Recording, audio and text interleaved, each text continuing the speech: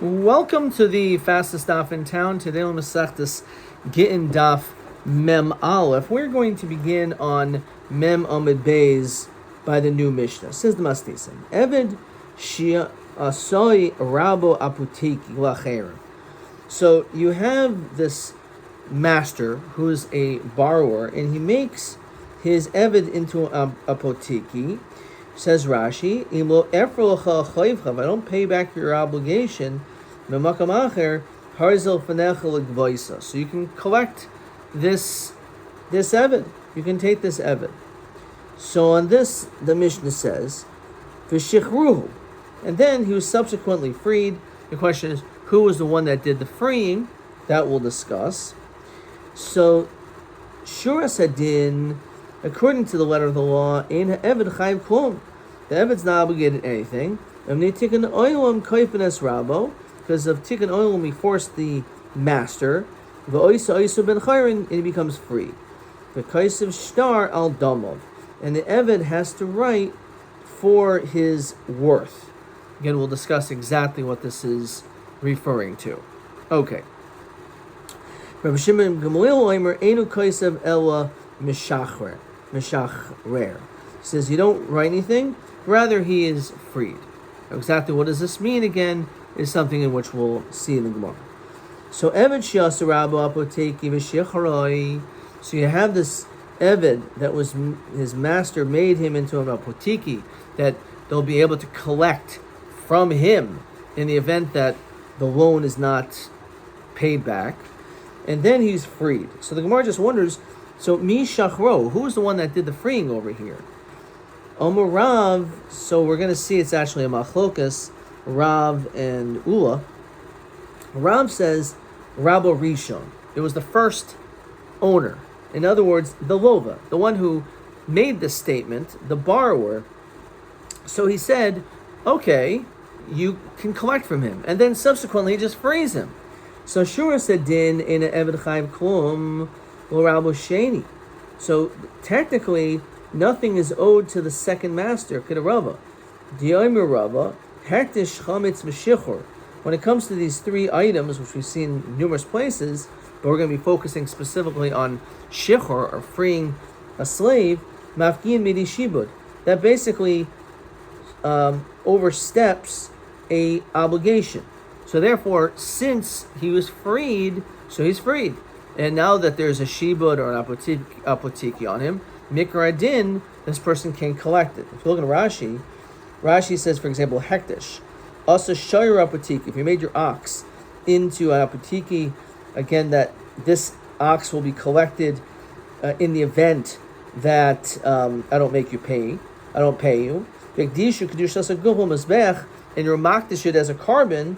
So in that situation, the kedushas damim, or mafka shibud, this only works when it comes to kedushas aguf, not kedushas damim. When it comes to chametz, ovi kachavim shahil ves Yisrael. So you have an ovi kachavim that also is engaged in a borrowing for Yisrael, mishabid loichemtzoi, and his chametz was meshubed, v'lo harninu, and it was not by him, v'lo harninu etzov. Asi iser chametz u'makir l'shibuda de ovi kachavim. V'havli chemtzoi shel Yisrael shavu l'vapesach v'asu b'hana. This chametz is considered to be the Jews. It's chametz shavu l'vapesach, and therefore it is usher to derive any better from it. Okay, so, but our focus here is when it comes to the Eved. Since the Lova freed him, therefore that works. And this is one of the three things that is mafkin midi shibud. So therefore there is no obligation. The second guy cannot collect from this Eved. The problem is, not everyone's going to know that that's what took place. And what's going to happen, this person who's really no longer an Eved, who's free, is going to be in the marketplace as we continue Mem Aleph Amid Aleph. And the second master is going to say, Abdiata, you're my servant. So what's the problem? It's not true. So Rashi says, because he's basically saying that his children are also avadim, and therefore those people will not be able to marry Bas Yisrael, even though technically they are allowed to, because again, he was freed. So because that koifenes Rabbo Sheni v'oisen oisa ben chayrin. So even though technically the second one has no shaykhs to him, we force the second one to free him. Because the Eved Shtar al Damov.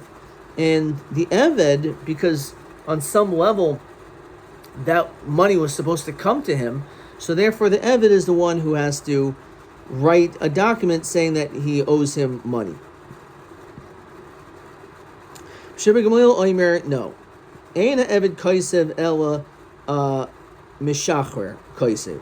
It's not the Eved that writes, but rather the first master is the one that writes that he owes.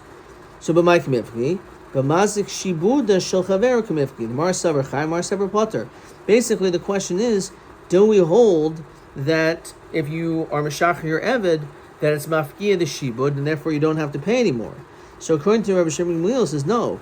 The first master still has an obligation to have to pay this guy. Itmar nami hamazik shibudo shel chaverai. When a person again causes damage on a shibud, something, again, this is like a damage because this eved is no longer shaykh to him because he was freed. So that's it. That's one explanation. Ul Oimer Mishachor, who freed him, Rabbi Sheni. It was actually the second master who freed him. So Shura said, din technically an eved chayav klum b'mitzvos. So technically, the eved is not chayav anything regarding mitzvos. Netikan oilam shar yatsa olav shem ben chayrin. The reality is there is a shem ben chayrin on this person.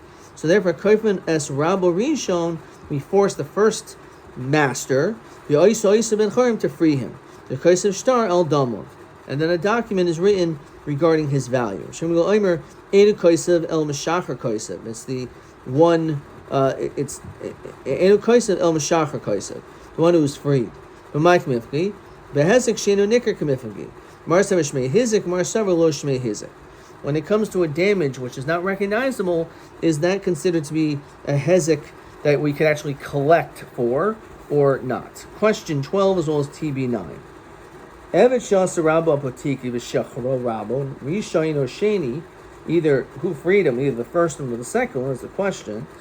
But ma nechlu tanakam Hashem wheels. What exactly is this machlokas? So, as we said, according to the first opinion, it was the first master that freed him, and therefore, because he was freed, his shibud, mafkiu shibudo, the shibud was removed. And the machlokas is a mazik shibudo shel chaver im chayvu potter. And if you would do such a thing, whether or not you, the first guy, is obligated to pay to the second one, or it was the second master that freed him. The kaifin esarishon the shachar, and we forced the first one to free him. So why? Nechlu behezek shein nikar ishmei hezek. Okay, let's continue. All right. So with that said, the Gemara says Ula my tamla mekarav. So Ula, who came up with the second shot, why does he hold like Rav that it's all based on whether it's mafkia midishi? But it's Shamalach sheni rabo. So he's the eved only to the first one, right? So what does it mean that the other way around? He was only an eved to the first master. So again, Amalach Sheni Rabu Karisley. Are we really going to call him his Rabbi or his master? No. So therefore, it must be, as Ula said, that it was really the second one, but not the first. Ramai Temalam Ula. So Amalach Sheni Mishachar Karisley. So the second one didn't own him to free him. So what does it mean, Mishachar? He was freed. You never owned him in order to be able to say you freed him. Okay. Idmar. Ha'isa sadeyu apotiki. Now let's say a person makes their field apotiki stam. You say that I'm going to be able to collect if I don't pay up your loan, that you can collect a field. Lacher.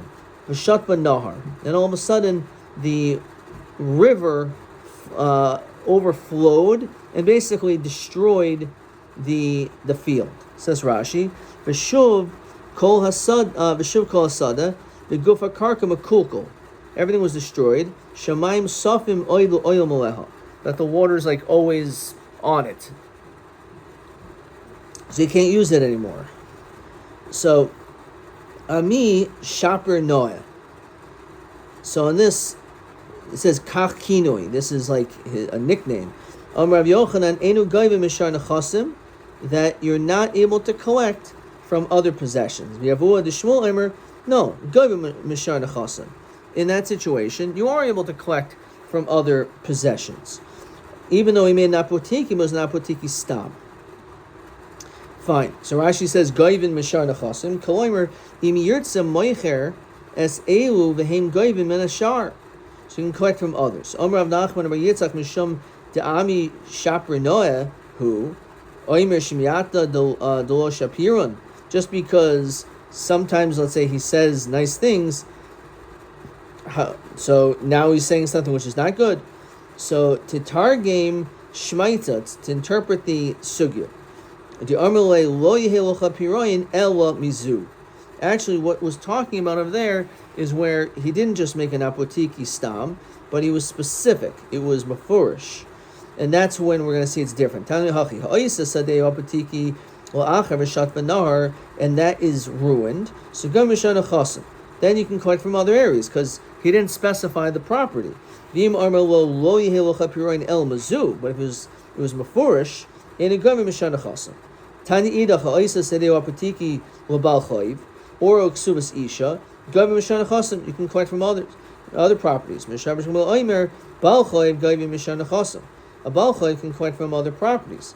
Isha and goyim mishana chasam, but not a woman. Shein darka shel isha lachser al bate dinim, because it's not the norm for women to go after bate dinim. Says Rashi, Koimer davka hetil achrayis ksubasa al sadazu. When it comes to the ksuba, it was specific on this field. The almanaskein nises, and it was on this condition was the marriage. Not that all the possessions were linked. Which was first, which was last. The for him to be able to figure out each of the properties. No, when it comes to ksuba, we're more specific and precise regarding the property. Okay, so let's look at questions 13 and 14. Can collect from other properties. So the din is you could collect. However, but if you say dafka this and it so there's a difference. If it's stam, so therefore because you're not specifying this property, so therefore you can collect from other properties. But if you say only this one, so you're being specific and it's only that. Question 14. How do we see a difference between when you make your field an apotiki by Bal Chai versus a Ksubas Isha? So Bal Chai, the borrower is able to sell this, that which Shasam apotiki. And the Malva can collect from the rest. The borrower is not allowed to sell that property. So that is the distinction. So it's again, if we look at this,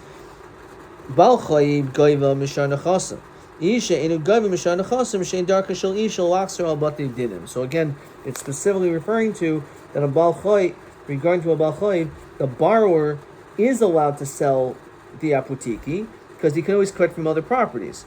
But when it comes to ksuba, we don't allow him just to sell that property because it's being really earmarked and specific for the woman. Okay, let's see this next famous Mishnah. Says the Masnisim,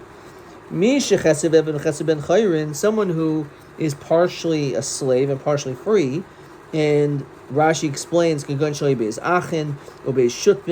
there's either two brothers or two partners. So because of that, one of them freed his chelek, and the other one didn't. So Oivid es Rabo Yom Echad v'Esatzmo Yom Echad. Deber Beis Hillel. Beis Hillel says, okay, well, one day he has to work because he has to work for this guy, and then tomorrow he has off, or he can work for himself because he's free. He's half free. So Beis Shammai Omrim says, okay, that answers one problem. Tekantem es Rabbi v'Esatzmo l'tekantem. You're able to address the issue of the financial obligation of working for your master, but this guy is and his own personal life is in trouble. Lisa Shivcha Yasher, he can't marry Shivcha Shekvar Chetzi Ben Chayrin because he's partially free, as we continue to mem off of the base. Also, Bas Chayrin Yasher Shekvar Chetzi Evan. He also is not able to marry a Jewish woman because he's still partially a slave. So maybe a vatel, so let him just not get married. No, but the Torah wants people to procreate. Shenemar so we have to do something so that he'll be able to have a mate. We force the other owner to free him. However, so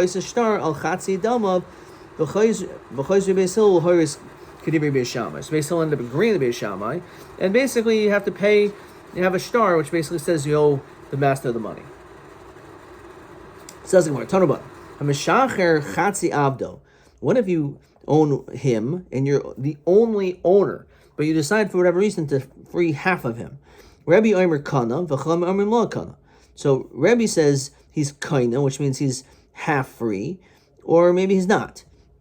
So Omer Rabba Machlokas, whether or not you can free your Eved halfway, is b'shtar, is if you wrote a shtar. The Rebbe Savar, Rebbe holds v'hefti lo niftasa, that he was redeemed but not completely, notice he's partially freed, a chupshel nitan law, or, and this is referring to a shtar was not given, so makas shtar l'kesef, makesef bein kul bein chetziav, it can either be partial or all, av shtar nami bein kul bein chetziav.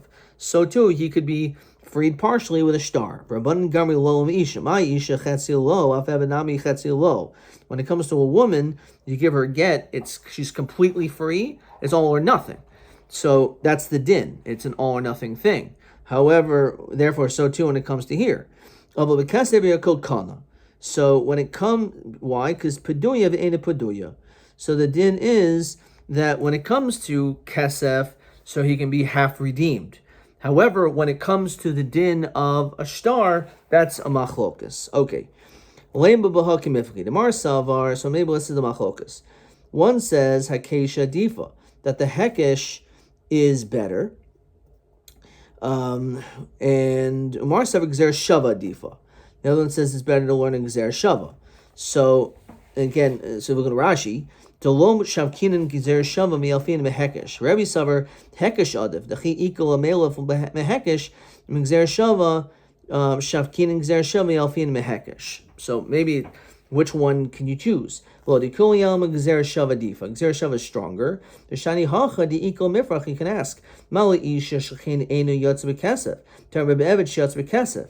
So we know that an Eved can be freed not only with a star but also with kesef.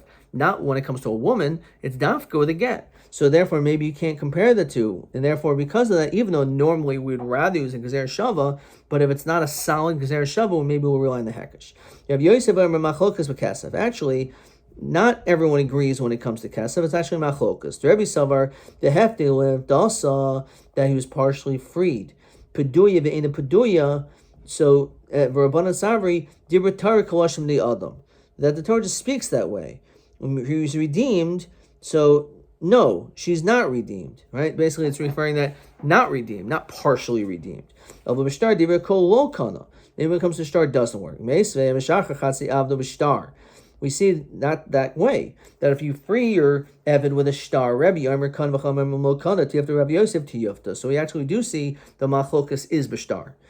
So name of a star huda miflagi. So maybe they only argue by star of a bekesev low plagi. Name it have to have Yosef Batarti, which the Gemara is like this. Gemara in Sukkah like this. Many places that you want to come up with a second tiyufta. Why? What you want to like hit him when he's down? The answer is if somehow you can find a way to get out of the first tiyufta. So if you have a second tiyufta, so that makes it stronger.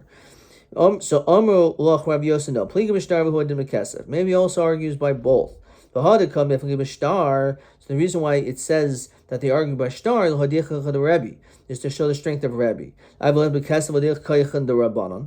you show the strength of the Rabbanon that's not kaina? As we know, we always want to show the kayach of heter. Tashma. The hefte that the person was freed and redeemed, yachol koil. You would think totally redeemed. Not completely redeemed. So ilo niftasa yachol koil. Maybe you think they weren't redeemed at all. that the person was partially redeemed. Bekesev v'shavakes, with money. The Einliel bekesev v'shtar menayin. How do we also work? So in shtar, you could also free half of your slave. Talmud beheftil and iftasa. O chupsha l'nitin lo l'holon oimer because of save creases. Malhon b'shtar avkan b'shtar. So it's referring to the language is with a star. Einli el chetziv bekesev o kul b'shtar. Maybe I only know you can free him halfway with money or entirely with a star.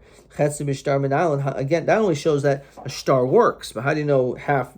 You can free half of him with a star. Talmud learn heftil and iftasa. Oh chupsha nitin lo. So machashtar lekesef. Makesef ben kul ben chetziyah. As we established when it comes to kesef, it's either you could free him completely or partially. Avshtar nami ben kul ben chetziyah. So Bishlam Rabbi Yosef, according to Rabbi Yosef, Basar di toisav. You can say this was after the question. Hamani Rebihi. El Rabba, Reisha Divir Koil, V'Sefer Rebbe, Zemulach Rabba, and Reisha Divir Koil, V'Sefer Rebbe. Ravashi Ermino Rebihi, El Mastis, and the Katani Misha Chatzav Ben Chayrin. Our mission talks about someone who's half freed. Bishul Marabba, Moikamok B'Kesef, V'Divir Koil. Maybe we're talking about it works where it was Kesef. El Rav Yosef, Lema Rebbe, Hivu Rabbanon, Sam Ravina. So on this, as we can remember, Mizam and Aleph, which we already know what the answer is, because it's how we established it, Be'evet Shel Shnei Shutvin V'Divir Koil. Our Mishnah is actually talking about a case of Shutvin, and therefore it's L'Divir Koil. So it's not like, oh, how is it possible that this one person freed him halfway? Is it with a star? Is it with kesef? And therefore it gets into this whole machlokas? No. It may be just talking about there were two people involved, and one of them freed their chelik completely. So in that situation, it's pretty obvious that that would work. The whole question is, again, whether it works partially with a star, or it has to be completely with a star. I'm going to stop here, but let's see, maybe we have a question. TA 9. How do we find half Eved, according to the Rabbanon, the Meshachar Chatzi Avdo Lo Kani? He says that it's not Kaina.